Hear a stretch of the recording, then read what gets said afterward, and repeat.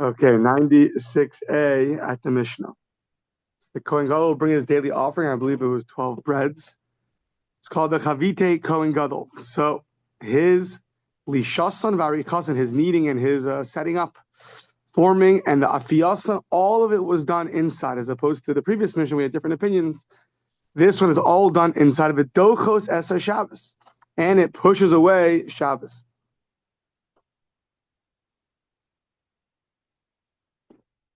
Tichinasan, the grinding of our kadasan and the sifting, Eino doches a Shabbos. That does not push away the Shabbos.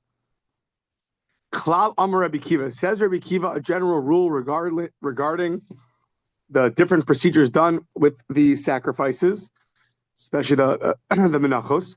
Kol malacha she'efshar lasos erev Shabbos. Any job you could do erev Shabbos, Eino doches a Shabbos, does not push away the Shabbos. She'efshar lasos erev Shabbos, doches a Shabbos. You're unable to do it before Shabbos, so then it will push it off. So let's say like the baking. So according to this opinion, the Chavite Kohen Gadol, since they need to be done in a sanctified vessel, so they can't be done before Shabbos, because then it'll be left overnight, and then it'll be invalid. So therefore, you had to do it on Shabbos. Kol Menachos yesh ben ma'aseh kli b'fnim, ve'ein behen ma'aseh kli b'chutz. Says all the Menachos. I think it means all the Menachos that are done inside use a vessel inside, a sanctified vessel, and you can't use an outside vessel. So if your kneading has to be done inside, you use a special vessel inside and not a vessel that's used outside of sanctified areas. Shtei halechem, though, the two breads. Okay, so that's that. Those are the general rules. Now, morning. So now, shtei halechem. Now we're getting into the nitty gritty of exactly how big was this. How big was the Shavuos breads, and then how big and how did they set up the weekly bread, the lechem upon them? So, shtei halechem, the Shavuos breads, archon shiva, their length was 7 tvachim. Virachvan arba tvachim, and the width is 4 tvachim. The karnoiseha, they had these corners. Rashi explains they would like attach little dough to each for the sides to make little protruding corners. How big were those? Arba etzbaos, 4 fingers. Now, lechem upon him, the weekly bread, archon asara tvachim. It was 10 tvachim lengthwise. The length was 10 tvachim. Virachvan, and its width is what? Is 5 tvachim. Now, we'll see their bread got folded up. So, how high up were their corners? The karnosav, Sheva etzbaos. Their corners were also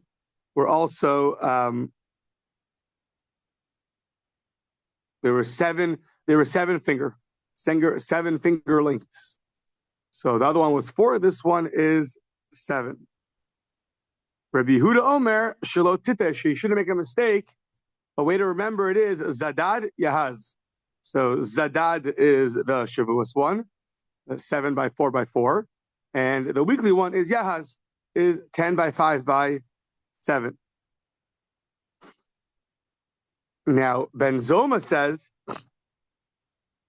"Menasata al shulchan lechem apanim lefanai tamid, lechem apanim sheyulo panim." The bread that has a panim, that has literally means a face, but in this case, what it means is, Rash says either means like it has walls, has sides to it. Rash is another explanation that it means like the other one, it has these protrusions, these karanos, these corners.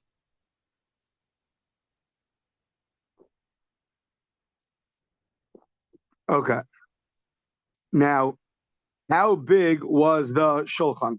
So hashulchan was asar tvachim. It's a shulchan orcho asara v'rochvo chamisha. So the shulchan, its length was 10 tvachim, and its width was 5. Lechem apanim, the bread that was put on it was archo asara v'rocho chamisha, was also 10 tvachim in length and 5 tvachim in width. So same dimensions. How would you place the bread on the table? No saint orko kineged rachvo.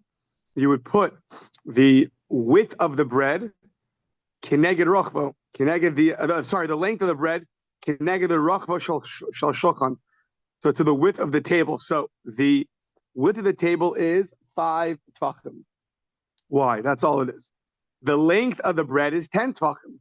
So you would put it, it's a good word, perpendicular. Meaning you put the length of the bread widthwise to the table. So it hung over 2.5 and 2.5 on each side. What's a good word for that? Like this. Perpendicular. Perpendicular. So, okay. So that is that. Now, what would happen is you would have, if it's our mathematical expertise team over here, you had 10 tvachim length of a bread and 5 tvachim width of a table, so you would have 2.5 on each side that would be hanging over. So what would you do? You would kofel tvachim umechza mikan u'tvachim umechza mikan. You would fold it up 2.5 from one side and 2.5 from the other side. So now what would happen? Nimtza orcho memale rochvo shel shulchan. The length of the bread would fill up the width of the table. Divrei Rabbi Yehuda. That's Rabbi Yehuda's opinion. Rabbi Meir, Omer, Hashulchan was actually orko yud beis. Its length was 12. V'rochvo shisha, and its width was 6. So a little longer, a little wider. Lechem apanim was the same though. Orcho asar v'rochvo chamisha. Its length was 10 and its width was 5. So what would you do? Same thing, perpendicular. No sin archa keneged rochvo shel shulchan. You would put its length correspond to the width of the table, except the length is 10 and the width is 6. So now you would have 4 tvachim hanging over, 2 on each side. So what would you do? Kofel tvachim mikan v'tvachim mikan. Now you would fold it up. Now, according to Rav Meir, that the length was 12. So you had a little space between this set of bread and the other set of bread. So revach be'emtza, you would leave a little space in the middle. That's right. His length was 12, not 10. It wouldn't fill it up completely. You'd have these 2 tvachim of space. Why? Kedei shtei revach min hasheves bahem. You want wind coming through, airflow coming through to keep them fresh. Abba Shaul Omer, no. Sham hayunostin shnei bazichei levona shalachem upon him. That's where you would put the 2 little bowls of the incense, of the frankincense. So, Amrulo, they said to him, what does that mean? It says, you put it on the Marekas Levona, you put it on the setting, meaning you put it right on, sounds like on the breads, and not next to the breads. Amar Lahem, I'll bring you another place where it says the word al, and it means next to. Harei Kvar Nemar, it says in Bamidbar, Alav Mata Menashe, and upon it is the staff of Menashe. And there, the word al refers to, it was next to it. It wasn't on it, it was next to it. Yeah. Okay. So that's the bread and that's a table. Now, the arba'a snifin shel zav hayusham. Snifin, like boards, 4 big boards. There was 4 boards that were okay. 4 boards that of gold, hayusham. They were mifutzal and miroshen. They were open on top. Why? Shayu somchin bahem shnayim l'seder zeh. Shnayim l'seder zeh. You'd put 2. Remember, you had 6 and 6, so you'd put 2 in each set. 1 on the left, 1 on the right, 1 on the left, 1 on the right. The chaf ches kanim. you'd have 28 rods. Kichatzi kane chalol. I wasn't sure what this exactly was referring to. 28 rods, like a chatzi kan. What? Half a hollow reed. What? That's the length of it. That's how big it is. Like half a hollow reed. What? Oh, the shape. Okay, thank you. Half a hollow reed. Okay, and there were 28. So the bottom of each of the 6 loaves of bread was on the table. So then you had 5 more. So you had 14 arba'asar l'seder zeh. The yud l'seder zeh. You had 14 on each one. Let's see if we can do it this time. You had, how'd you get to 14? So you had each bread was resting on 3, and the top one was resting on 2, and the bottom one's on the table. So you have 5 left. So it means 4 of them are resting on 3. That's good. 4 of them are resting on 3 rods. That gets you 12. The top one's resting on 2. That gets you 14. Right? So you have 6 on each. The bottom one's on the table. So you have 5 left. 4 of them are resting on 3 rods. That gets you 12. The top is resting on 2. So that gets you 14. And the next set is the same thing. Bottom on the table, middle 4 resting on 3 rods each, and the top one that gets you 28. Now, lo siddur kanim v'lo netilasam dochas Shabbos. The setting up of the rods or the removal of the rods is not dochas Shabbos. You'd have to do that beforehand.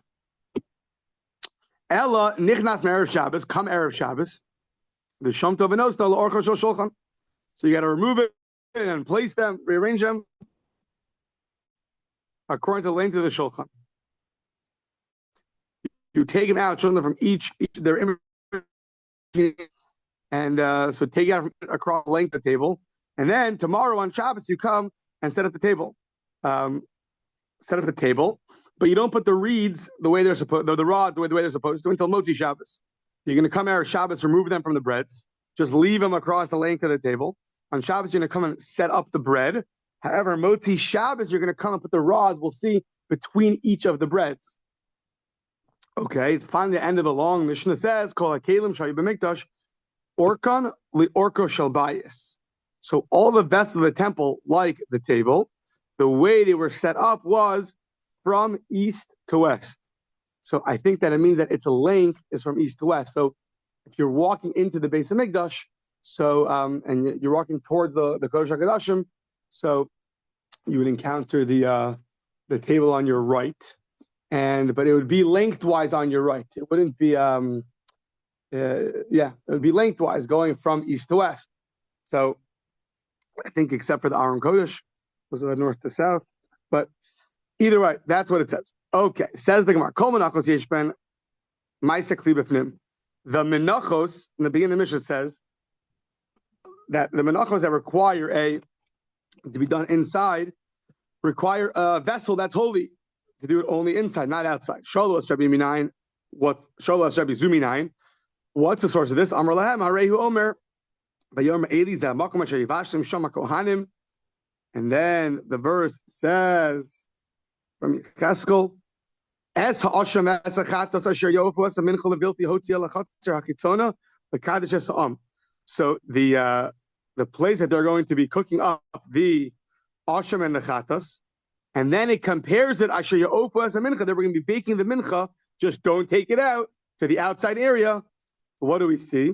We see that a mincha dumid asham chatos. A mincha is similar to a asham and a chatos. Ma asham and chatos to an klihi, just like the guilt and the sin offering require a vessel. Special kli shari is a sanctified vessel. Af mincha nami to an klihi. So to the mincha also requires a vessel. Okay. Hashulchan orcha asara. The table's length was 10 tvachim. Amar Rabbi Yochanan the divrei omer tvachayim metzah kofel. So now. Nimta shulchan mekadosh chamisha asar tvachim lemala l'divrei omer tvachayim kofel. The divrei omer tvachayim kofel nimta shulchan mekadosh yud beis tvachim lemala. So we have 2 opinions do we fold up? Remember, because the length was perpendicular to the table, and therefore you either had 5 or 4 tvachim hanging over, which meant you either had to fold up 2.5 tvachim or 2 tvachim. So now you're folding them up. So now you add up the folded parts. So either you have 15 tvachim, 2.5 times 6, or you have 2 times 6 is 12 tvachim. So you fold those parts up, and the top, even the top one that's folded up, has sanctity to it. So that means that a table could sanctify things up to 15 tvachim or up to 12 tvachim. The difference being is that if you find any airspace, let's say you want to lift up the bread. This bread needs a little more air. Let's put a 2 tvachim above the other bread. Well, hold on. If we only find that a table sanctifies things 15 tvachim or 12 tvachim, so then now that you upped your bread at 2 more tvachim, it's now 18 or 17 tvachim up in the air. That's not going to be sanctified. So you have to know what's the maximum amount that a table could, how much it could sanctify, in order to know if you want to put more or less airspace between the breads. Now we're going to bring a number of questions that we find there is a little bit of airspace between the breads. The rods, other things were there. The frankincense was there. We're going to keep asking questions, but we do find that there is airspace, and yet we don't see it being a problem. So how could that be? On the one hand, you told me you're limited to 15 tvachim or 12 tvachim. At the same time, you have a number of things that are taking up airspace on the table. So seemingly, that should be a problem. So the first one of those is as follows. You have these rods. So if the rods, simply understood, are between each loaf, so then each loaf is not resting directly on top of the loaf under it. There's a rod in between. If there's a rod in between, that's taking up some space. So you add that by 5 levels of rods, and you're going to get more than 15 tvachim. Says the Gemara, shakue mishkalahu. They would there was like little insertions in the bread, and they would put the rods through them. Special holes they would put in the breads so the rods could go through. So therefore, they're not really taking up any airspace. My time, mishum yafushe lachem. We don't want the bread to spoil. Little airspace does the job. Okay, but sof come afesh lachem. At the end of the day, if the rod's totally in the bread and the bread is on top of the one under it, well then it's still going to go bad. If it's really fully immersed, 0 airspace, so what did you gain? And the bread on top is still touching the bread on the bottom, so it's still going to spoil. Says the Gemara, no. The magbele purta, the rod was inside the bread, a little bit raised above it. Now, says we're fine, okay, but there's still a little bit, so it's more than 15 tvachim. Vayika hahu purta, it's a small little amount. Says the Gemara, kevan delo have tefach, lo chashiv. Since it's not a tefach, we don't consider it significant enough, and therefore it's going to still the shulchan will still sanctify things 15 tvachim. This little amount, that's not significant enough. That's interesting. If you add up all these insignificant amounts, you might get a significant amount. But apparently we don't care about that. Yeah, each one's not considered significant. I guess it means that when it says the shulchan sanctifies 15 tvachim, it doesn't necessarily mean 15 tvachim. It means with the rods. Just the rods are insignificant, so we don't count it. But if you would lift up the bread more than a tefach, so then that's already the shulchan is not able to sanctify. Okay, vayika bazichin, these little cups with the frankincense. What do you do with that? Now it's placed on the bread, airspace between the bread above it. So we say, not airspace. They're sanctified, but they also take up space. We say no. Begaved lechem havayasvi. They were placed inside the bread. Ulebahade lechem havikaimi. They were placed inside the bread.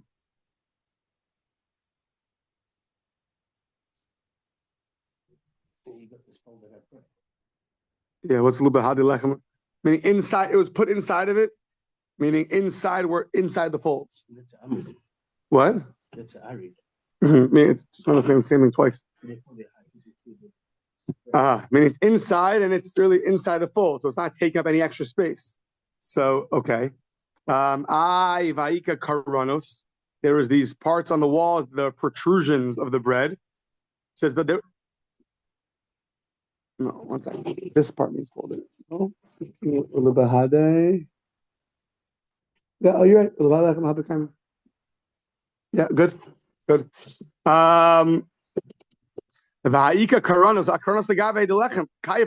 protrusions weren't going up and out; they were going folded inwards, and therefore,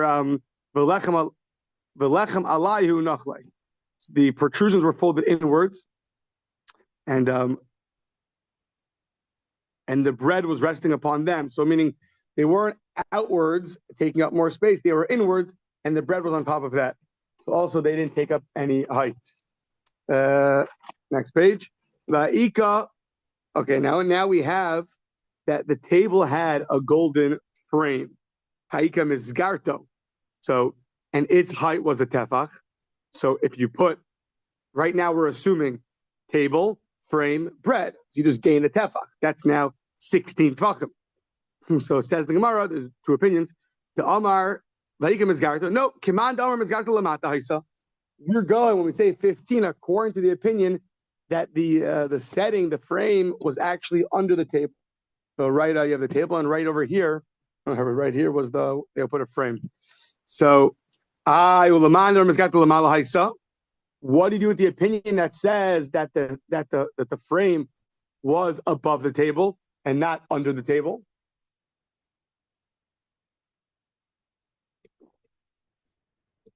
We say Pirkude Have Miparkida. We say that this it wasn't really standing up equally, rather it was a little bit leaned in. 1 second. Yeah, sorry. It wasn't it was, I think what it means, it wasn't like it was a setting and you put the bread on top of it. It was made like a fence and you put the bread inside of it. So if you put the bread inside of it, so that doesn't take up any extra space.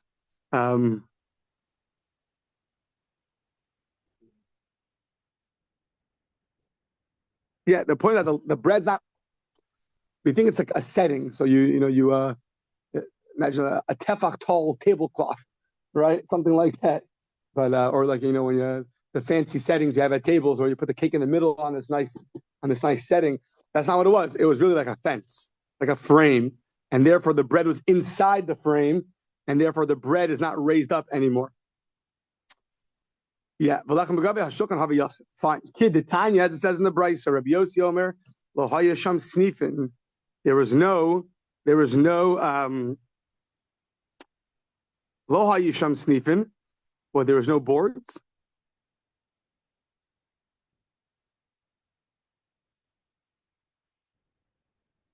Yeah, the table didn't have any boards on it. There was no boards, and then there was no thing keeping up this setting. Really, elamizgarto shel shulchan ma'amedes es halechem. Meaning, there's no boards keeping up the bread. Rather, mizgarto shel shulchan ma'amedes es halechem. The frame of the table would hold up the bread. Meaning.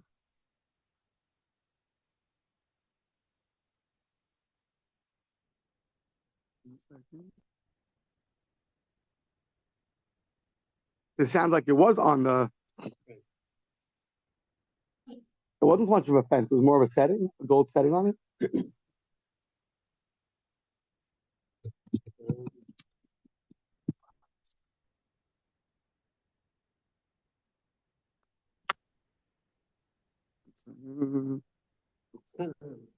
Oh, you asked for zero volume. Okay, I can fix that, but I couldn't. Don, you're not on mute. Right, the frame of the table supported the bread. How does the frame of the table support the bread? Uh-huh.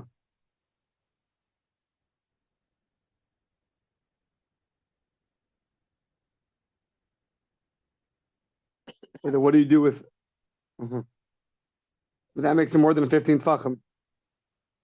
So what do you do with that?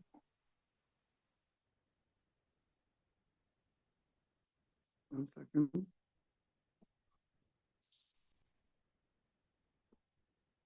No, so maybe I'm wrong. It's not like a fence. It's not like a fence that it's in the middle. Rather, it's a real like a tabletop setting.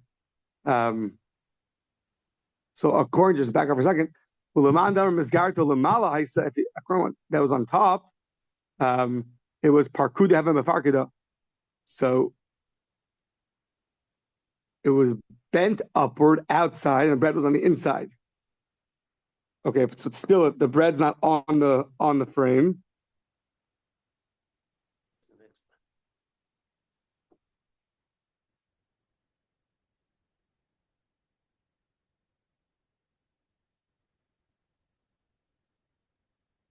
If I get the picture so much. Does not mean that it lay upon the tabletop, but there was affixed to and rose above its outside edge.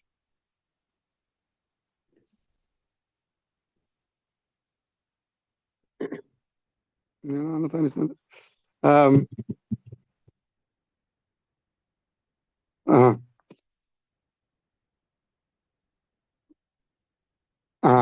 Okay, so now we're saying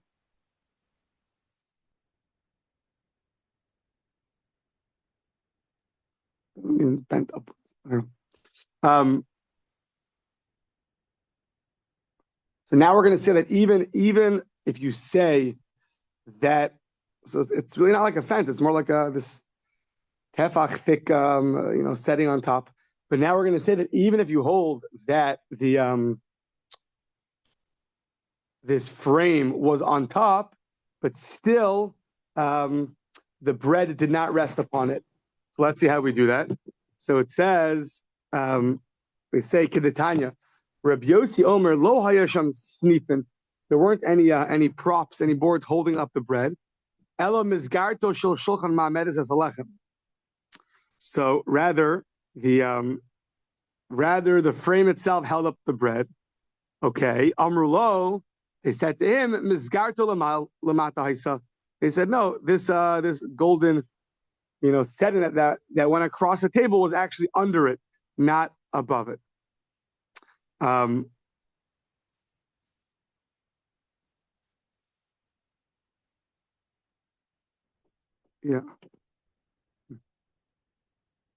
I don't know. Okay. I'm just not sure if it's on the bottom. If it's on the bottom, I understand why there's no tefach obviously adding to the height. If it's on top, so somehow it's not totally flat, that it's adding to the height. Rather, it's So the frames at an opening or something. The frame would have been like this. So this is the table. This forms part of the props. Got it. Okay. So it's not just totally flat, but it has this part where it opens and then the bread goes inside. Okay. So Amar Rabbi Yochanan, according to opinion that says the frame is on the bottom. So then now we're going to get involved in a whole discussion about it being impure or pure. So we say, according to the one that frames on the bottom, so therefore I can conclude tavla hamisapeches tmeya, a flat board that can be used on both sides is going to be impure.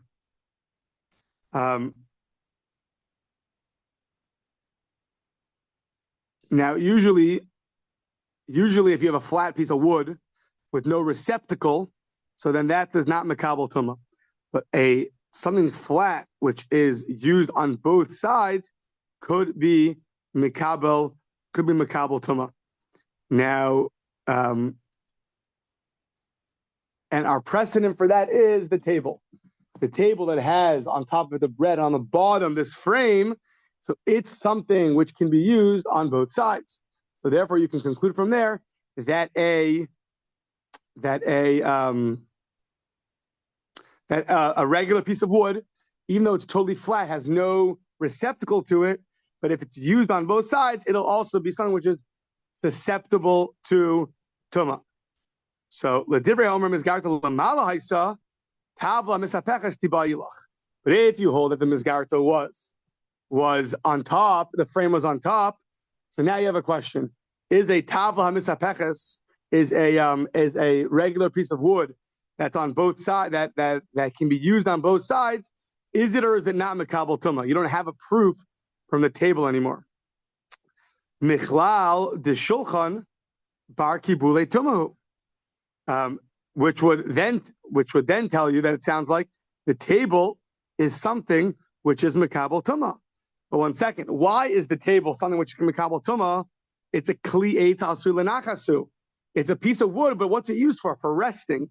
The chol kli eitz, the Mishnah says, the chol kli eitz. Gemara says, the Gemara says, the chol kli eitz asu lenachas and mekabel tuma. If that's what the piece of wood is used for, that's not called a usage enough to mekabel tuma. So why is this table something which is mekabel tuma?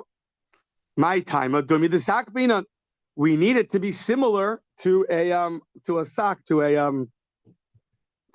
Yeah, that's always the rule by tuma. It has to dumit to a sack, just like a sack receives things, has to receive things. Just like a sack now is metaltel, it's movable. Male v'reika, when it's full and it's empty, you can move it. Avkol metaltel, male v'reika.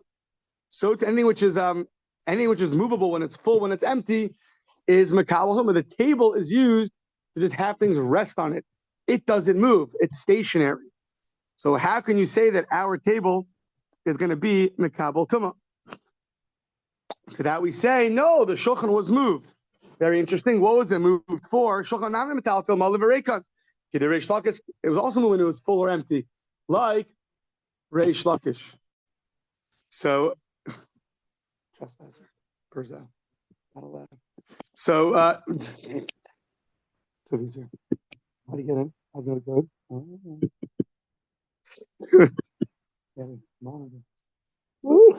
So, my Reish Lakish.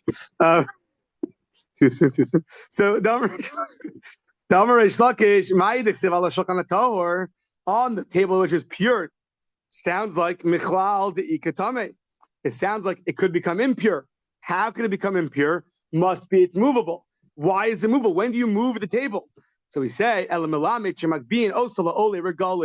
we lift up the table for everyone who comes for pilgrimage to the temple, to the base of Mikdash. And why are you lifting up a table? It's not a weightlifting competition yet, which Kohen's the strongest. Rather, urmarin bo lechem, you show them the bread, and you tell them, va'omer lahem, re'uchi baschem lifnei hamakom, look how much Hashem loves you, because there the bread is here. We're going to see now, Kid Rabbi Yeshua ben Levi. This is like the opinion of Yeshua ben Levi.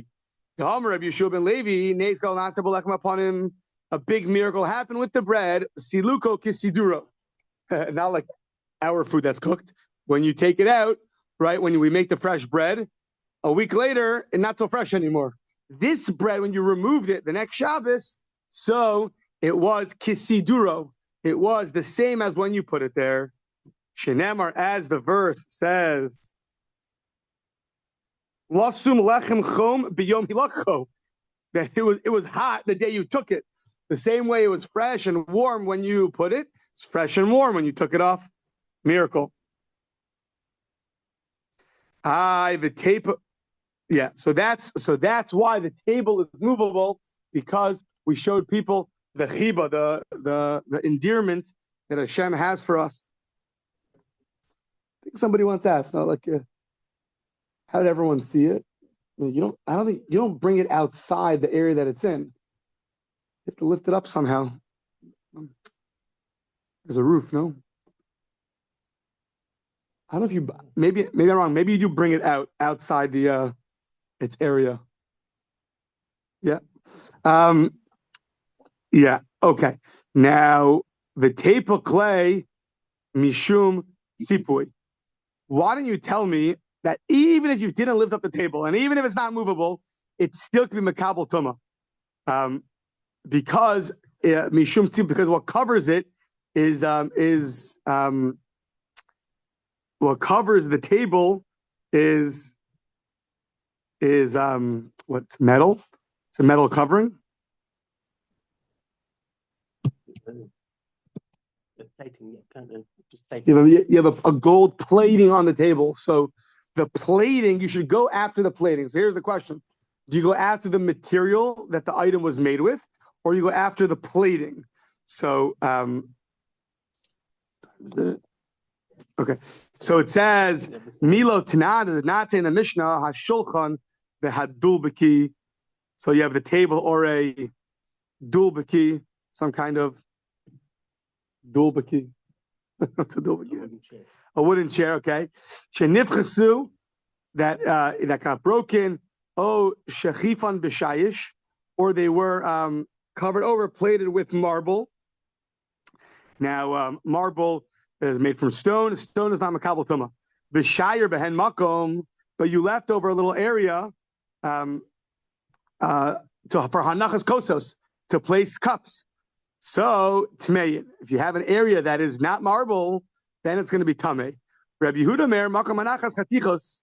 You have a place there that is a place to put chatichos, to put things. What's chatichos? Chatichos is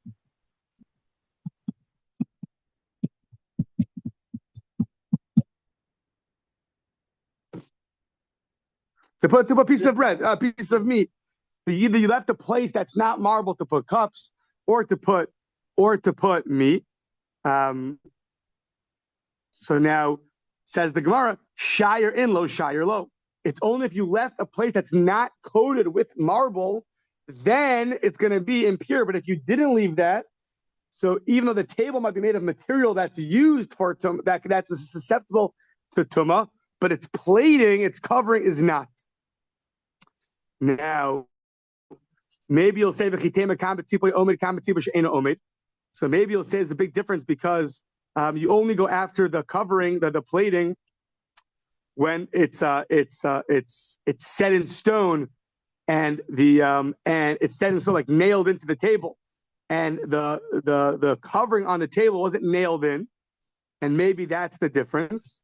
The hal ba'imei reish lakish Rabbi Yochanan betzipui omed or betzipui she'ena omed. So okay, maybe we'll stop here.